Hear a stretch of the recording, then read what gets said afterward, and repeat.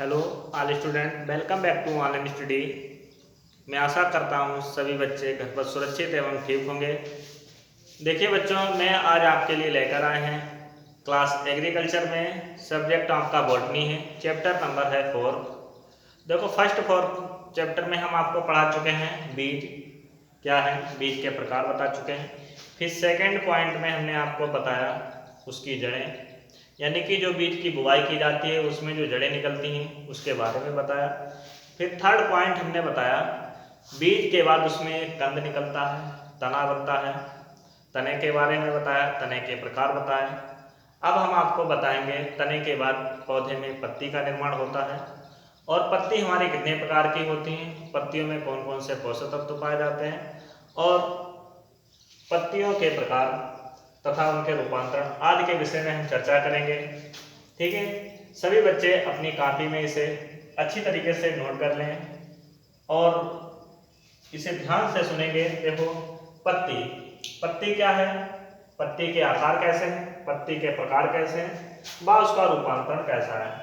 यानी कि इसे कहते हैं इंग्लिश में लीफ फॉर्म्स। फॉर्म्स माने प्रकार, टाइप्स प्रकार, एंड मॉडिफिकेशन रूपांतरण, यानी कि पत्ती के आकार प्रकार एवं रूपांतरण।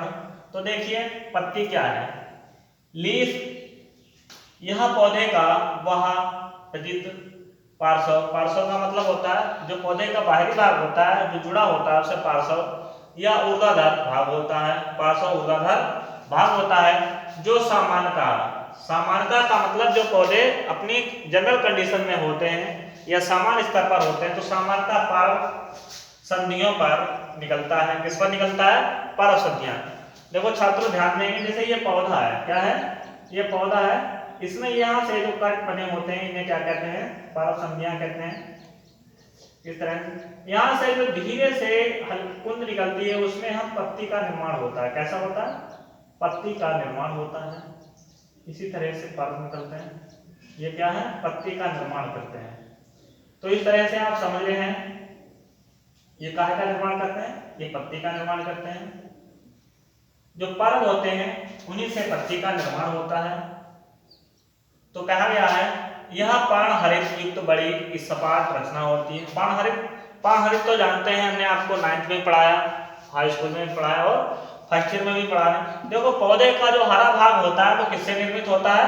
पर्णहरित से निर्मित होता है जो सूर्य के प्रकाश से ग्रहण करता है। तो यह पर्णहरित युक्त बड़ी और स्पष्ट संरचना है होती है और सामान्य पर्व यानी कि पर्ण पत्ती कहलाती हैं।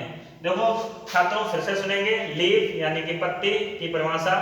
देखो यह पौधे का बाह्यकृत पार्श्व ऊर्ध्व भाग है जो सामान्यतः पर्व संधियों पर निकलता है। किस पर निकलता है? पर्व संधियों पर निकलता है। यह पर्णहरित युक्त कैसा होता है? पर्णहरित युक्त बड़ी स्पष्ट संरचना होती है। कैसी होती है? बड़ी होती है, लॉन्ग होती है, संरचना होती है और सामान्य पर्ण पत्तियां कहलाती हैं। क्या कहलाती हैं? सामान्य पर्णपत्तियां कहलाती हैं। इस प्रकार इनका प्रमुख कार्य प्रकाश संश्लेषण, इनका प्रमुख कार्य क्या होता है? प्रकाश संश्लेषण द्वारा, यानी कि फोटोसिंथेसिस, जिसे इंग्लिश में क्या कहते हैं? फोटोसिंथेसिस कर पौधों का पोषण करना है। क्या करती है? प्रकाश संश्लेषण द्वारा पौधों के लिए भोजन को इकट्ठा करना या पोषण को इकट्ठा करना। किंतु कई बार किसी अन्य परिस्थितियों में, देखो पत्तियों का रूपांतरण कैसे होता है, ध्यान से सुनेंगे, किंतु कई बार किसी अन्य परिस्थिति अथवा कार्य के अनुसार अपना आकार परिवर्तित कर लेती हैं। पत्तियां क्या करती हैं? पत्तियों में कुछ ऐसी परिस्थितियां हो जाती हैं, किस ऐसे कारण बन जाते हैं जिससे वह अपने आकार में परिवर्तित कर लेती हैं। जैसे हम एग्जाम्पल के लिए आपको बताते हैं नागफनी का पौधा। नागफनी का पौधा है शुष्क स्थान पर उगने वाला होता है जहां पर उसके पर्व संधियों पर क्या निकलते हैं? कटाम्ब निकलते हैं जिसे कांटे कहते हैं। और पत्तियां जो होती हैं वो मांसलिक गूदेदार हो जाती हैं, उनमें क्या निकलते हैं? कांटे निकलते हैं। तो कांटे कैसे होते हैं? वो काफी मौसम के अनुकूल परिवर्तित हो जाते हैं, मुलायम भी होते हैं और थोड़े कड़क भी होते हैं। फिर देखो लीफ के प्रकार, यानी कि पत्तियों के कितने प्रकार होते हैं। तो पत्तियों की स्थिति के अनुसार इन्हें 2 भागों में बांटा गया है। यह 2 प्रकार की होती हैं। देखिए नंबर 1 होती है पृष्ठाधर। कैसी होती है? पृष्ठाधर पत्ती, जिसे हम डोर्सी वेंट्रियल लीफ कहते हैं। क्या कहते हैं? डोर्सी वेंट्रियल लीफ कहते हैं। सेकंड में पूछा गया जाता है समद्विपार्श्व पत्ती, इसे कहते हैं एसियो वेट्रियल लीफ। एसियो वेट्रियल लीफ। देखो कभी कभी कुछ वर्ड इंग्लिश में प्रयोग किए जाते हैं, क्वेश्चन में पूछा जाता है एसियो वेट्रियल लीफ किस प्रकार की होती है, वर्णन कीजिए।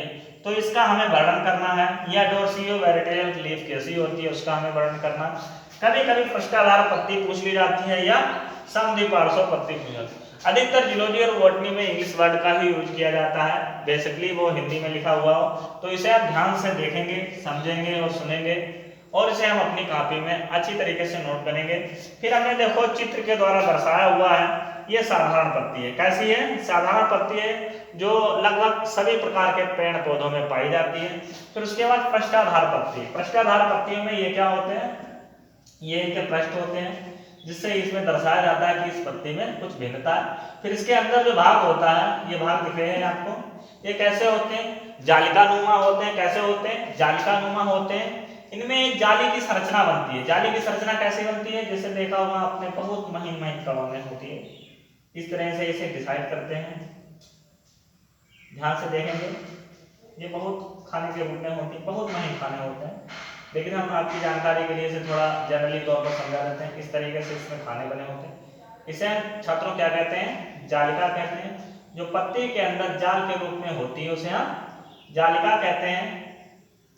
ये अधिकतर इन्हीं पत्तियों में पाया जाता है जिसमें बहुत सी शाखाएं विद्यमान होती हैं, जिसे हम पृष्ठाधार पत्ती भी कहते हैं। ये छोटे छोटे कोष्ठ होते हैं, ये छोटे छोटे कोष्ठ होते हैं, ये क्या है? ये जालिका।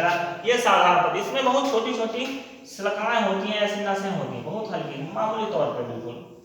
तो इस प्रकार की ये पत्तियां बहुत हल्की, जब इस पत्ती की पर्णहरित अवस्था खत्म हो जाती है तब ये चीज दर्शाई जाती है। तो हमें उम्मीद है बच्चों कि आपने इसे अच्छी तरीके से सुना है, समझा है, और इसे अपनी कॉपी में नोट करना है। और यदि पत्ती के बारे में पूछा जाता है तो जनरली या बेसिकली नॉलेज के लिए ये आप बहुत ही सीधे शब्दों में लिख सकते हैं। ओके, धन्यवाद। अगर जो आपको दिक्कत हो या प्रॉब्लम समझ में ना आ रही हो तो आप हमें कमेंट कर सकते हैं हमारे पर्सनल नंबर पर, क्योंकि जो व्हाट्सएप ग्रुप बनाया गया है, व्हाट्सएप ग्रुप में केवल एडमिन लोग ही मैसेज या उसमें किसी तरीके की पोस्ट सेंड कर सकते हैं। ये छात्रों के लिए अप्रूवल नहीं किया गया है, क्योंकि छात्र जो हैं उल्टी सीधी कमेंट करते हैं और उसमें उल्टे सीधे पोस्ट डालते हैं, तो इसलिए ये आप पर्सनल नंबर पर सेंड कर सकते हैं। ओके, धन्यवाद।